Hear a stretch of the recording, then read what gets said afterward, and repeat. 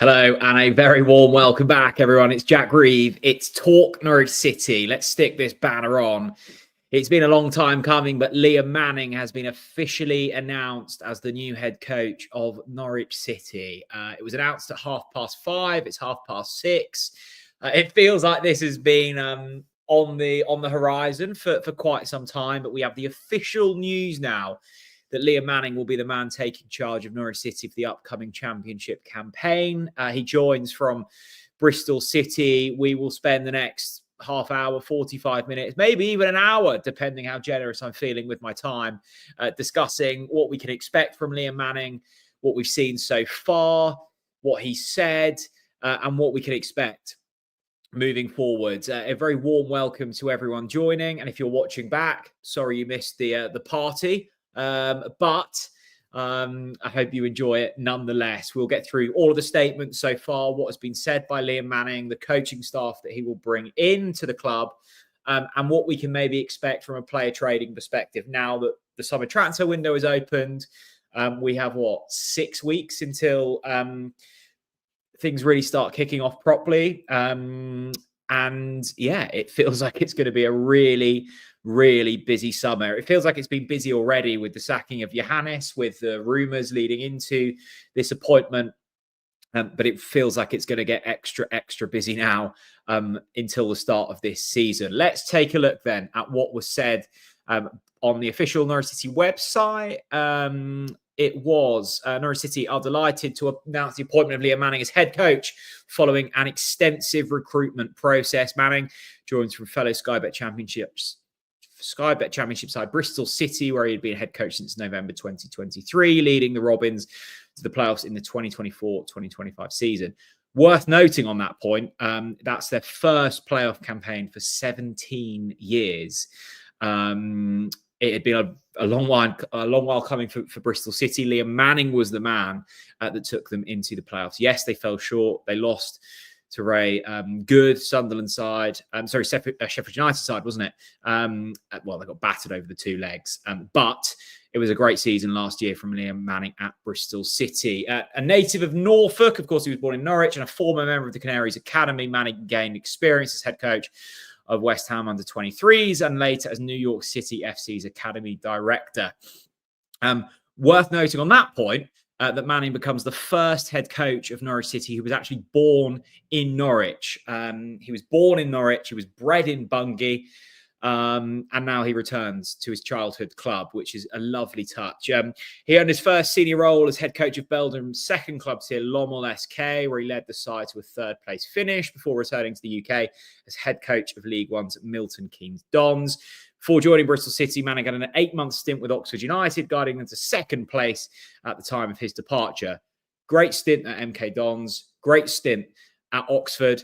He then went on to do great things at Bristol City. He signed a contract through the summer of 2029. A appointment of his backroom staff will follow in due course. We'll get onto that shortly. So yeah, 2029, that's a long way away. Manning has signed until then. We can discuss his career so far, what's led into this point, and maybe what we can expect from him at Norwich City. A very warm welcome to everyone joining in the chat. Jamie says, if this doesn't work out, then Ben Nappa's job is on the line. Yes, it certainly is. As I've said multiple times, you can get one appointment wrong. You can't afford to get two appointments wrong when you're in Ben Nappa's shoes at the moment. F3N says, if the season goes very well, will he realistically stay? I don't think we can be too picky as Norwich City fans. I mean, Liam Manning has bounced about from job to job. He's been successful at each club he's been at. As we highlighted there, he was has worked his way through the youth ranks at various clubs. Of course, had a spell at Ipswich Town, which was his really early stages. West Ham United. Then he got part of the City group with New York City, and then Lommel out in Belgium. That was kind of his first taste of senior football. Did very well there. Then came back to the UK, worked his way through the leagues here with MK Dons and Oxford and Bristol City, and now with Norwich. So he's had a clear progression and trajectory throughout his career. He is now of an age where, he's probably settling down a little bit family-wise. He's returned home. Lots of his family are still in and around Norfolk and Norwich. So that would have been a huge pulling factor. And this undoubtedly is probably his biggest project yet in terms of infrastructure, opportunity, expectation, everything that comes with that. So yes, he's bounced about from job to job. That does raise the question of, if we do well, then will he move on? I think Norwich are in a situation where if we do well in the Championship and a Premier League club comes calling, the Premier League club wins that battle. So end of the day, if Manning is being touted with clubs bigger than Norwich City, it means that he's done well here, and that's kind of job done. And we can worry about when that happens. That is ideally what we want to be happening, is rumours that Manning might be off to an established Premier League side or something, because that means he's achieved what he was set out to happen at Norwich. So we can worry about that when it arises. Do you think we'll sign someone from Bristol City now? I don't think it's off the table. He has got history of working with players from club to club. I think Scott Twine is probably a good example. He was at MK Dons and then moved with him, not directly, but worked again with Manning at Bristol City. So likely, Bristol City had a good side in the Championship last season, beat us home and away. So yeah, I think that's probably quite likely. Matty says, I think this is going to be a good appointment. Hopefully, Matty. I wasn't overly blown away by the shortlist. Manning was highlighted on that shortlist quite early doors, alongside Russell Martin and Steve Cooper, Pep Linders. We've been through all of the names lots of times now.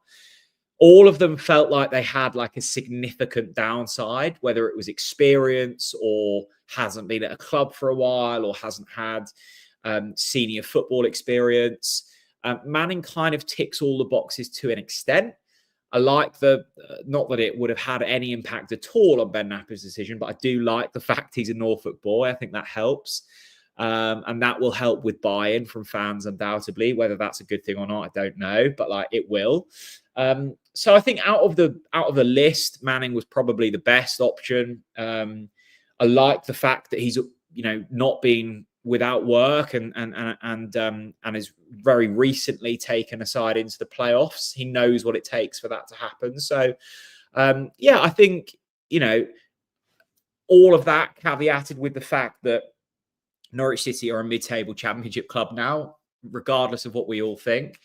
That's the realism of it all, and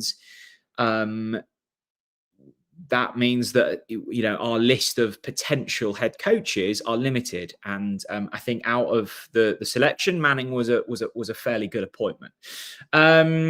Let's take a look at some other questions. DRG says, I said on the scrimmage the other night that he's got a great win percentage across his career. Let's hope that continues. Yes, he has. His win percentage across all of the clubs he's been at has been really solid. I think what I would say with that, probably barring Bristol City, actually maybe that's harsh to say, but I think he's been at better clubs in each of the divisions he's managed in, whether that's Oxford in League One, MK Dons, Bristol City, would have been expecting for a kind of top half finish. So he's not had a real struggle anywhere he's been, but he still had to perform. And yes, let's hope that continues. Ben Nappa has said multiple times in his time at Norwich City that regardless of the manager or the squad, Norwich City are a side that should be targeting for top 6 in the Championship. So that will be the expectation. Don't get that twisted.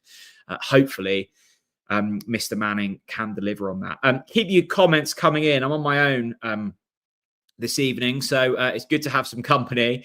We're back for a podcast tomorrow, so Chris and I will be discussing all of the news, so stay locked in for that.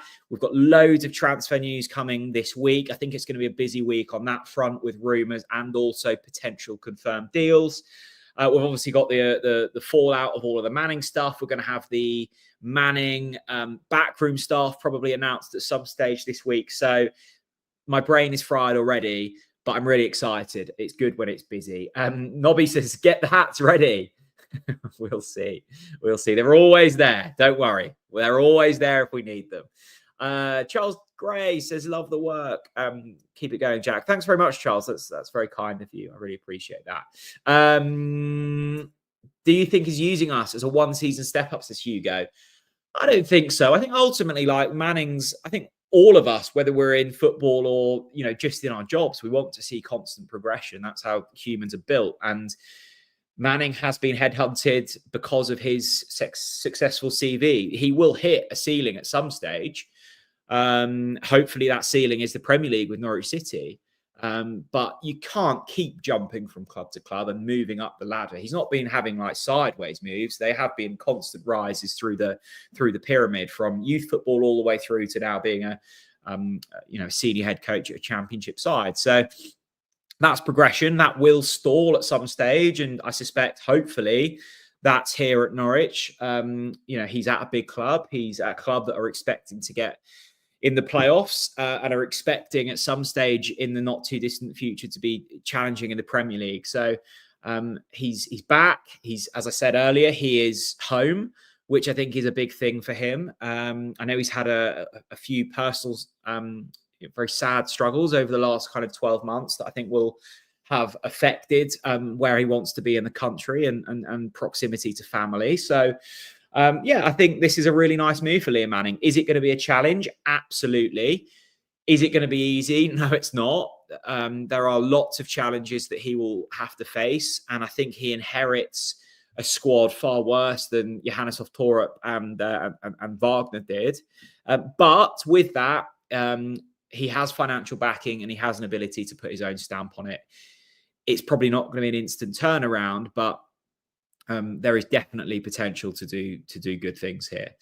Let's get some quotes then from what we've seen so far from both Manning and Nappa. We'll start with Ben Nappa. He said it quickly became clear that Liam's ambitions match our own, and we're all committed to driving this club forward towards our targets. Liam knows the league has consistently demonstrated an ability to outperform resources, and his approach aligns with our footballing ideas and strategy. He's an exceptionally bright coach who will push himself and everyone around him to develop and improve. We're so excited to have him as a key part of our club. Nice words from Ben Nappa. I've listened to Manning. We've had time to really get to know Liam Manning over the last 2-3 weeks, with it kind of being rumoured to it being basically confirmed, and then the wait to find out whether it was going to happen, and the official announcement came at 5:30 today.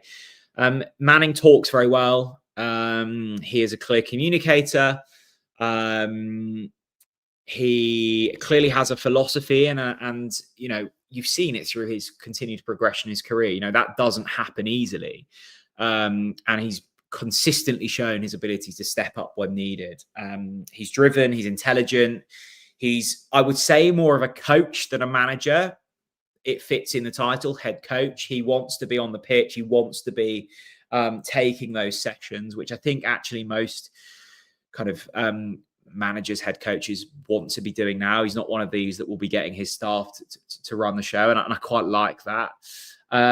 He's, I think he comes with Chris Hogg and James Krause, which haven't been officially announced yet, but will be happening. So he comes with backroom staff, and if you've watched any of the content here on the channel over the past couple of weeks, you'll know that I think for me that's a really big thing. And from what I've picked up through Ben Nappa, he wanted that to be the case. He identified that with Johannes Torup, one of the key weaknesses of all of that was the fact that he was exposed. He was here on his own, and the league and the demand somewhat bamboozled him. So to have that for Liam Manning, I think is really crucial, and I think that was a big thing for Ben Nappa when identifying who the next head coach was. That he had staff in and around him ready to go. I think that was important. Let's take a look at Liam Manning then, what he was saying. He says, I'm privileged and honoured to have the opportunity to work for this fantastic football club. It's a wonderful club with a big history and tradition. I am sure that we will see over the coming days and weeks and months Ipswich fans piping up that he's worked at Ipswich. He is an Ipswich Town fan. He's not. I think he's a Manchester United fan. He was a Norwich City season ticket holder as a child, alongside his family. As I said earlier, he was born in Norwich. He was raised in Norfolk. He was raised in Bungay, which is probably Suffolk, isn't it? But he was raised in and around here, and he had a love for Norwich as a child. He certainly isn't an Ipswich Town fan. Not that matters too much. I think Liam Manning knows he's more yellow and green than he is blue and white. He said, when I spoke to Ben and the owners about the opportunity here, I was really impressed by their vision and strategy for moving the club forward. I felt a clear alignment in how they want to play and develop players. That is something I was really excited to be a part of. So that was what Manning had to say on everything. Chris Reeve. Hey, Chris. I'm a Norfolk man and glory in being so. Horatio Nelson. For Manning, this means more. Absolutely, it does, Chris. I like that part of it. I mean, realistically, it doesn't make too much of a difference how good a coach you are if you were born in Norfolk or not, but it does from a passion point of view. As you know, if you watch the Talk Norwich City podcast, we are passion merchants. Yeah, it will be a bit of fun. I think having heard a couple of Bristol City fans talking about him, I think he likes a fist pump. So we may well see that in front of the Barclay next season, which excites me greatly. Look, we need people who are passionate about this football club and care deeply about this football club. And I think Liam Manning certainly ticks that box. The Canary guys say, absolutely love the ambition from Nappa and the team to go and get someone in a job rather than going for the easy option and getting someone out of work. Yeah, I agree. I think if you would assume that if head coaches are in jobs, it means that they have delivered on their expectations for that season. That's usually a good thing. It doesn't mean to say that head coaches out of work aren't highly rated. You look at a Russell Martin or someone, they are kind of waiting for their next job rather than bouncing at the first opportunity. It certainly explains as to why it's been slightly slow in getting him over the line. I mean, ultimately, it doesn't matter too much. I think Johannes Torp was announced a very similar time this time last year. I think it was like the 31st of May he was announced. So we're 3 days behind schedule on what he was. Ultimately, all the players are either on international duty or away on holiday. I think Liam Manning himself is away on holiday at the moment. So nothing would have been done up to this stage, but it's good. It's all sorted now, and we can really start to kick on now. This is a big overhaul over the summer for Norwich City with player trading, both in and out. We're probably expecting 2, if not 3, of our best players to be leaving in Sargent and Sainz and Barcelona Nunez. So there's a lot of work to be done. I think a lot of the heavy lifting will be done by Ben Nappa. I don't think he's going to be getting much of a holiday this summer. And I hope he doesn't, because there's a lot of work that needs to be done. He can have a nice week break in Yarmouth next summer when we've achieved promotion. So yeah, there's lots to be done, and we needed to make this appointment sooner rather than later. That is now done, so we can really move on now. Let's have a look. Jason says, will Liam Manning be involved in buying players, or is this 100% Ben Nappa? It's a mixture. Ben Nappa ultimately leads on recruitment and is responsible, but he certainly won't be bringing players in without Liam Manning's approval. He is ultimately the man that will be coaching these players, and yes, it is slightly different with a sporting director system, which Norwich have, and Ben Nappa and his recruitment team are the ones that are ultimately responsible for those players. We are building for a system as opposed to a person. So we're not building this team for Liam Manning. We're building it for Norwich City, and Liam Manning is the key component, which is kind of operating that at the moment. But yes, Liam Manning will have an obvious say in the players that are brought in, and it will be interesting to see whether that differs from the players that were kind of brought in under the watchful eye of Johannes Torp. We obviously saw, and I think largely the recruitment was pretty good last summer. Granted, most of the signings were future projects. The likes of Ante Sienats and maybe an Oscar Schwartau probably worked quicker than expected. The likes of Forson Amankwa and, I don't know, certainly a Mate Jurisic haven't maybe clicked as quickly as some had hoped. So I think we do need to start balancing that recruitment a little bit better in terms of bringing in players that are ready to go now. We can't have another situation um, where we're signing a £6 million player in Mate Jurisic and seeing 45 minutes of him in 6 months. Like, that's simply not going to work. So that needs to change slightly. I think we'll have more ability to do that. I think there'll be more money this summer. Another year on of the Atenasio's involvement, you'll be picking up quite a substantial amount of money in transfer fees with Sargent and Science and whoever else leaves. So there will be money to spend. And it will need to be spent because the league looks incredibly strong next season. You've got Wrexham and Birmingham coming up. They'll be strong. You've got Ipswich, Southampton, Leicester coming down. They'll be strong. And you've also got a pack of teams, Middlesbrough, Sheffield United, all of the teams that were challenging this season that didn't go up, that will again be strong next season. So you've realistically got probably 12 teams next season that have a really good chance of promotion. It looks tougher than it has been for the last couple of seasons.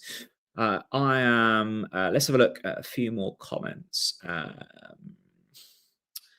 Ashley Taylor, I felt bad that Thorpe got the sack. You could see he had a good, clear style of play, and when it worked, it looked really good. You've got to give managers time and not sack them just because things don't click straight away. The same should apply to Liam Manning. If it doesn't work from the start, it doesn't mean he's the wrong man. Yeah, I agree, Ashley. I do agree. I think in the grand scheme of things, that the Johannes sacking probably was a touch harsh. I think there will definitely be learnings in terms of the timing, how expectations were communicated, and actually just learnings from the appointment in general. I don't think Johannes was supported enough. I don't think he had enough experience. And if you're hiring someone without experience, then you do have to give them time. And if you're not giving them time, then it's because you have set clear and well communicated expectations. Something had fallen down there at some stage. Risks in football don't always work. That was a risk that didn't. I think there were a lot of reasons why it didn't work out. I think it's very easy with hindsight, but ultimately I think he was exposed. Maybe his man management wasn't as good as it could have been. Johannes will have learned a lot. I think both parties left things quite civil. And ultimately, it didn't work at this stage. I think Johannes will go on to have a really successful career. I like him. I think he's a talented young man. And just because it didn't work at Norwich doesn't mean it doesn't work elsewhere. Equally, we had spent money.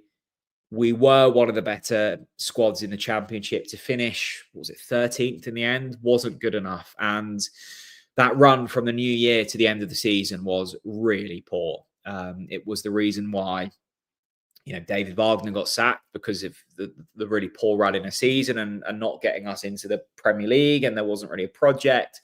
For Johannes, it was less so not having a project. It was more just a lot of what had gone wrong was deemed kind of irreparable from those in power at Norwich City. So, look, it didn't work. Was it harsh? Maybe. Were lessons learned? Certainly.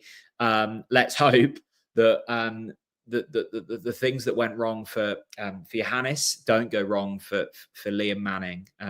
Who knows? Let's hope that Sinats and Jurisic can step up next season. Yes, they're going to need to ultimately. I think Sinats definitely. In terms of stepping up, I think Anze Sinats actually set a pretty decent level for a first season in the Championship, but will of course need to kick on again. He will probably be one of the main strikers, if not the main striker. Mate Jurisic, well, we need to get him fit first of all. I see that he's had some surgery on an underlying hernia condition, I think. So I just really hope that we actually get to see Mate Jurisic. It's been clearly a difficult time for him and a difficult time for the football club so far. 6 months on, and we've still not really seen any of him. He was a lot of money. Again, lessons will have probably been learned around that piece of recruitment. But all of those big name players we need to see, really stepping up for Norwich City, because we don't have a unlimited pool of funds that we can just dip into. So, that certainly needs to happen. Needs to happen, and I will be happy if it does. Liam H, this is interesting. Bristol City fan. This is going to come across bitter. It's not. As a Bristol City fan, I feel massively let down by Liam Manning. We Bristol City fans were by his side at his lowest, and the first thing he does is leave. I get it, Liam. I get it. Like, it's never nice when you feel like you've supported whether it's a player or a head coach, to go on to do better things, and you've been the pillar in which to for that to happen. I completely sympathise with that. I think Norwich City and Bristol City are quite similar sized clubs in terms of size and what it means to the city and where we sit in the kind of ecosystem of football clubs. We get burnt by this all the while, mainly from a player perspective. We, bring players in and we get them going and give them opportunity, and they do well, and they leave. I think ultimately that's football, I'm afraid. Do Norwich City have a better chance than Bristol City of promotion next season? It sounds strange because we finished 13th and you finished 6th this season. But I think longer term, Norwich City do. I think there's more resource. I think there's a better squad, probably. I think there's certainly more funds to play with. And I think you mentioned there the kind of low moments of Liam Manning recently. I think being close to home is a big thing in that situation, and Norwich is his home. So I get why you're feeling slightly miffed about it. I do, but I'm afraid it is what it is. It's football, and there's not much loyalty that goes on. I'm afraid there's not much loyalty in any line of work nowadays. So I'm sure you'll be able to attract someone good. I think, is it Rob Edwards has been linked with Bristol City, but there has been a trend in Liam Manning's career so far of jumping at the first opportunity. We've already covered that. I think that will start to slow up now as the further up the ladder he climbs. But it will have been a thought in Ben Nappa's mind when bringing him in. That's for sure. Massive thank you to everyone that's tuning out. I must say, just very briefly, thank you to everyone for being part of the TNC community. I absolutely adore you all. I appreciate all of your feedback. I love reading all of your comments on a daily basis. Whether they're good or they're not good, I still love that you're engaged and you're tuned in. And I'm really excited about what not only the club, but we can bring you over the coming seasons, because it feels like an exciting period. There's lots going on. That's when I really thrive, when there's lots of news and lots of things buzzing about. I love talking about Norwich City. It's my passion. And to be able to share that with people that actually listen is a huge, huge privilege. So thank you so much. I really appreciate you listening to my I was about to say dulcet tones. They're not very dulcet, my tones, because I really do appreciate it. John Boy says, this is a vital window for us. It is. It's huge. It feels like we say that every summer, but it is really massive. And I think we've missed an opportunity over the past couple of seasons to kick back on into the Premier League. I think we had good opportunity under Wagner when we had Sarah and Johnny Rowe and Sargent and whoever it was. We had a really talented squad and we fell short. I think we had a good opportunity last season. Yes, it was a transition. Oh my God, how many times have we said that? But again, we had a good squad and the league was poor. The league was poor for the last 2 seasons. I don't think it's going to be as poor next season. So I think we have missed an opportunity, and that has gone down to a multitude of reasons: head coach, playing squad, not good enough recruitment. The list goes on. But we can't get in a situation where we are so far away from being a top 6 side that we become a Preston or, I guess more kind of comparable for us would be like a Stoke or a Swansea or even like maybe not so much a Middlesbrough, but a side that has become not only a mid-table championship side, but now dicing with relegation. Swansea, Stoke, both very established, more so than us, established Premier League sides in recent years that are now, in relegation scraps in the championship. We can't let us become that. And that can happen very easily. Look at Stoke. They've thrown money at it. They've got the richest female in the UK. bankrolling that football club and propping them up, and they've still not been able to do anything. They've chucked money at managers and players and the stadium, and for whatever reason, that's not happened. That can happen really easily. You know, we can't be snobbish to the fact that that could well be Norwich City if poor decisions are made, and we have made a collection of poor decisions over the last couple of years. We've been out of the Premier League now for a good few years, and every year that ticks by, it gets tougher to get back to that level. So that's tough, and every season that goes by, it gets tougher to get back to the Premier League. Do we want to be in the Premier League? Well, that's a philosophical question that you can ask yourself to send yourself to sleep every night. Probably not, but you do want to be back in the Premier League for the fun, and well, it's not for the fun, but for the financial reward that brings. You look at Ipswich last season, we can mock them. They spent £150 million and they were still so far off it.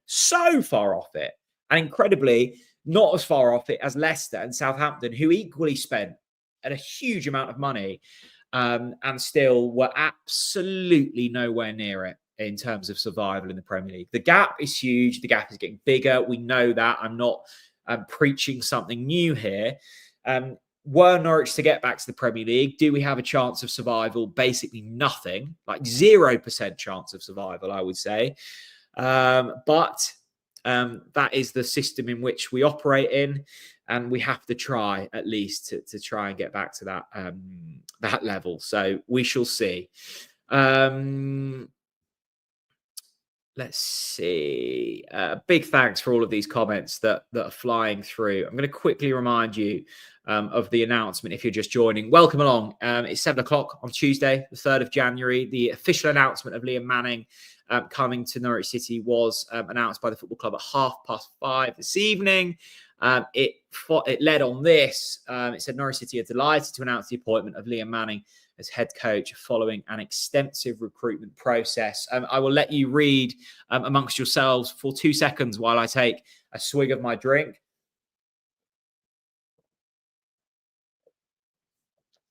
Manning, 39, joins from fellow Sky Bet Championship side Bristol City, where he had been head coach since November 2023, leading the Robins to playoffs in the 2024-2025 season. I think we all know about Liam Manning. I think we all know about his career so far. I think we know about his background. What we probably don't know, we know bits about his playing style. I think that's going to be interesting to see how that evolves at Norwich City and how that evolves with the squad that he has. I think he's a bit more adaptive than maybe previous coaches we've had. I think he's willing to switch things up. I don't think that's necessarily a bad thing, but I don't think it would be fair to say that he comes with a defined philosophy that he won't sway away from. I don't think that's true at all. I think we will see Norwich be pressing higher up the pitch next season. I think that will demand certain roles. And I think we'll have to dip into the recruitment, into the transfer window to make that a possibility. We definitely need a really solid goalkeeper. And I released a video this morning outlining the 3 transfer rumours that are circulating from that position. I think Grimshaw is basically a done deal. I think he'll come in as second choice. We still need to sign a first choice goalkeeper. I think the midfield out of all of the positions probably looks the healthiest at this stage, but we do need reinforcement there. Look, I was planning my video the other day in terms of like where Norwich need to sign players, and I was like, okay, we definitely need 2 goalkeepers, maybe 3. Okay, goalkeepers. We definitely need more defenders because Shane Duffy's probably going to be leaving. Who's going to be your centre-back partnership? Okay, we need defenders. Midfielders, yeah, we need a couple of them. And then I was looking at the strikers and I was like, well, we have 1 left because Josh Sargent's going to be leaving. So we've got Ante Sienat. So we need strikers as well. Okay, so we need goalkeepers, defenders, midfielders, and strikers. Wow, okay. The project is pretty large this summer. It really is. Paul Gardner, let's give Manning a chance. Fans need to support the club and let's make Carrow Road rock.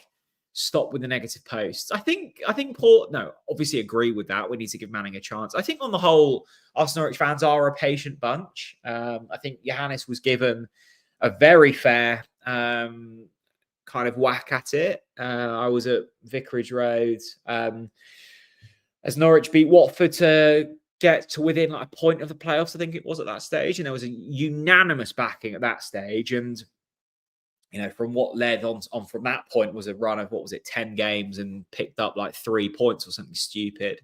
Obviously, patience is going to wear thin then.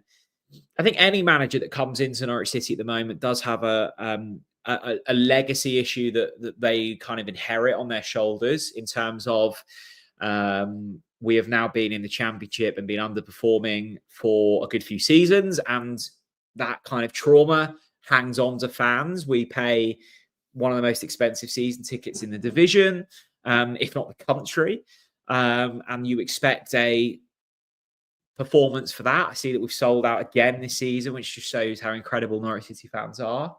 But with all of that time that passes that you're underperforming does mean that expectations, I wouldn't say are raised, but are expected. And our expectations haven't been met in the last few seasons. So Manning kind of through, no fault of his own, he inherits that baggage, and that does hold pressure for him. I think what Manning does have is a fresh start. You're going to have a very different playing squad next season. I think that helps in terms of freshening things up. I said it before, and this probably shouldn't make a difference, but it does. He's from Norwich. He's a local boy. I think that does help at any club you're at. But I think that helps even more so when you're coming into Norwich, where we are so proud about our history and our roots. So I think he will have buy-in from that. And let's hope he makes a fast start. Norwich do need to make a fast start. And, things can build. I think we saw perfectly illustrated under Johannes Hoftorp that, things can sway very quickly in both directions. I was surprised. Who did we beat? Was it West Brom at home? And I think it Sargent scored a last minute winner, didn't he? And we'd been awful that game, and we'd been awful for a while. And actually, we scored that last minute winner, and you would have thought Norwich had just won the league. There was jubilant kind of celebrations. Everyone in the bar afterwards was delighted. And I was like, well, actually, the performance for that was no different to last week when we were booing.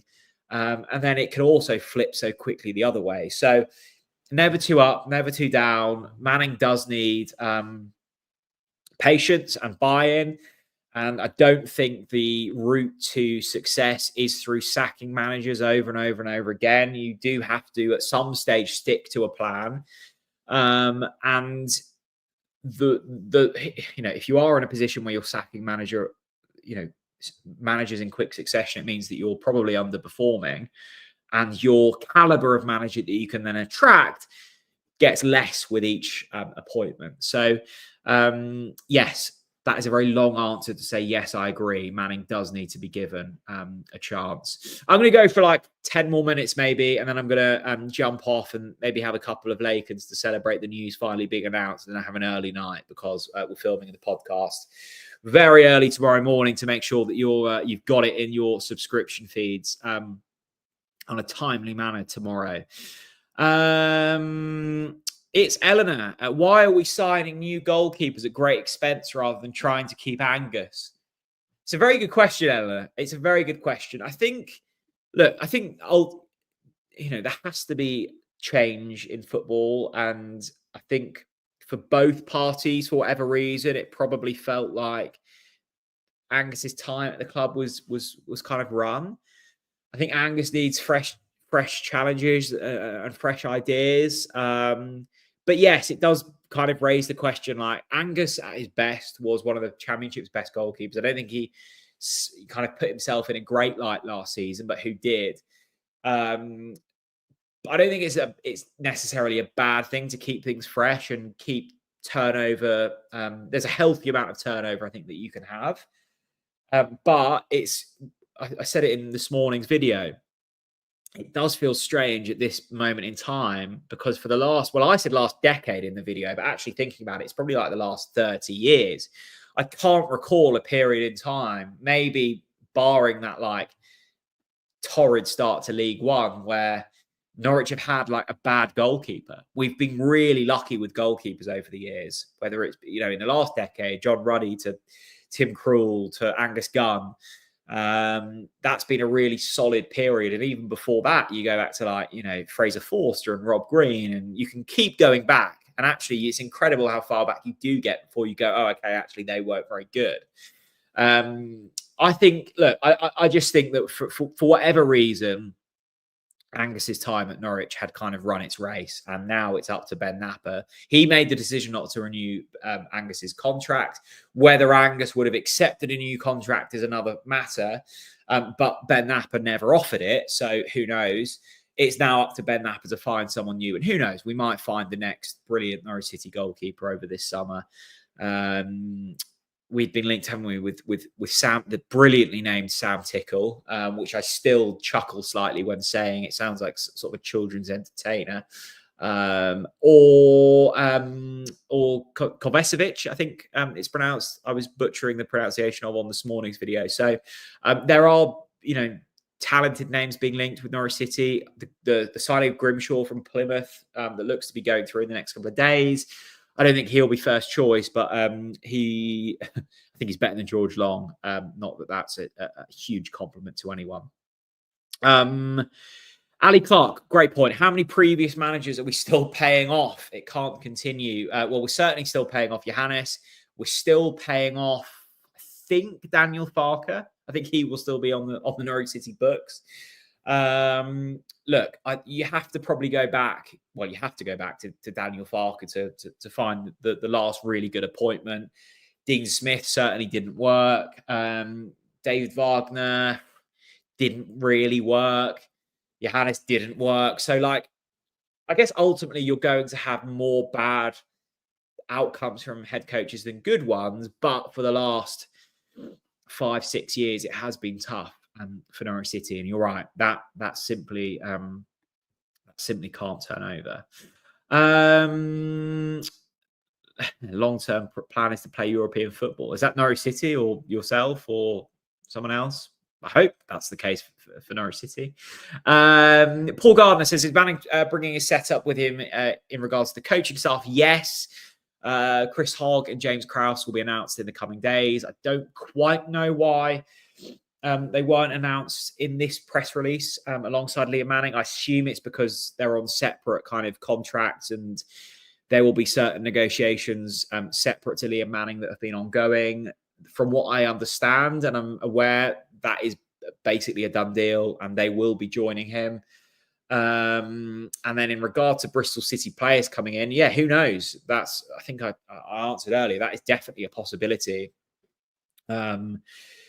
In terms of picking up some players that he's worked with previously, Dan Grimshaw, perfect example. Liam Manning worked with him at Lommel out in Belgium. He came through the ranks at Manchester City, obviously part of City Group. Lommel worked with Manning there, so there are previous links. I think it's a settling feeling to have people that you've worked with prior and know that you like their ways of doing things and think they're good people and good players. So yeah, it wouldn't surprise me a huge amount if we brought some Bristol City players in. Right, last few minutes and then I'm heading off. A huge thank you once again for joining me this evening. It does feel nice that we've got this news out there now and it's done and it's announced and we can kind of move on. It was never a thing of like, is this going to happen? It was always going to happen over the last couple of weeks, but every day that passes, you're like, oh, come on, just announce the news and we can kind of get on with life now. So I'm happy that this news has been announced. If you are just joining us, welcome along. Liam Manning has been announced as the new head coach of Norwich City on a contract until the summer of 2029. He's been at Lommel and MK Dons, Oxford, Bristol City prior to this. He is now the man trying to lead Norwich City to a successful championship campaign next year. Let's end on this question from Eileen. It says, love your enthusiasm, TNC. Thank you very much, Eileen. I love your comment. Nappa's key phrase today tells its own story. She says, Liam has consistently demonstrated an ability to outperform resources. which you will have to do when we sell our best players again. You can't make silk purses of a sow's ear. Yes, you're quite right. He probably will have to outperform resources. There will be resource in terms of financial spending power. But if Norwich City are to get promoted out of this division next season, you would assume that they have to outperform their resources. You've got the likes of Ipswich, Southampton, Leicester, fresh off the back of huge revenue in the Premier League. You've got incredibly Birmingham City and Wrexham, who come up from League One with huge financial power. You've got Sheffield United still going through parachute payments, and Middlesbrough, who have got resource, and Stoke City even, who have the backing of Denise Coates. So Norwich do have money to spend, and they will spend money this summer. I've got no doubt about that. But yes, Liam Manning will have to outperform his resources in order for Norwich City to get back to the Premier League. I'm going to call it a day there. I want to thank you all for joining me. As I say, podcast out on Wednesday. News around Josh Sargent potentially going to Roma. There'll be a video on that. We'll have reaction from hopefully one of the local journalists and hopefully a Bristol City fan. Basically, I'm not going to be getting much sleep this week, but there is loads to talk about. So I want to make sure that we cover it all very well. Thank you very much for watching. I hope you all have a lovely evening. Enjoy whatever you're having for your dinner. And Liam Manning is the new head coach of Norwich City. Good night.